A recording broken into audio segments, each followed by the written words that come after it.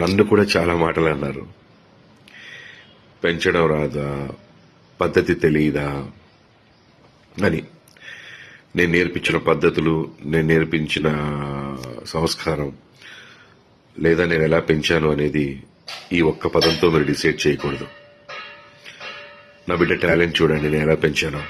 ఈ రోజున బరాబర్ ప్రేమిస్తా సినిమా చూసిన వాళ్ళు ప్రతి ఒక్కళ్ళు చెప్తున్నారు అద్భుతంగా చేశాడని, డాన్స్లు అద్భుతంగా చేశాడు, యాక్టింగ్ అద్భుతంగా చేశాడని. ఎంతో మెచ్యూరిటీ ఉన్న వ్యక్తిగా మాట్లాడుతున్నాడు అని. సో తప్పుని నేను సమర్థించట్లేదు, కానీ తప్పుని ఎత్తి చూపే పనిలో పడి మనం ఎక్కువ తప్పులు చేస్తున్నామేమో, సమాజానికి ఇంకా ఎక్కువ హాని చేస్తున్నామేమో అని అనుకుంటున్నాను. నేను ఒకటే చెప్పదలుచుకున్నాను, మా అబ్బాయి ప్రవర్తన ద్వారా కానీ మాటల ద్వారా కానీ ఎవరైనా ఇబ్బంది పడి ఉంటే వాళ్ళందరూ క్షమించమని అడుగుతున్నాను.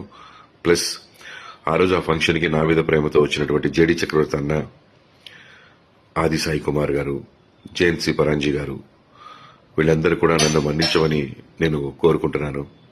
సారీ అన్న, మీరు నా ఫంక్షన్కి వచ్చినందుకు కొంత అవమానం జరిగింది, మీరు కూడా మాట పడాల్సి వచ్చింది. I'm sincerely sorry for that మీ అందరికీ. అండ్ డైరెక్టర్ గారు, ప్రొడ్యూసర్ గారు, వాళ్ళందరూ కూడా ఎవరు ఇందులో ఇన్వాల్వ్ అవ్వలేదు. సో ప్లీజ్ మాట్లాడేవాళ్ళు అన్ని విషయాలు తెలుసుకొని మాట్లాడండి.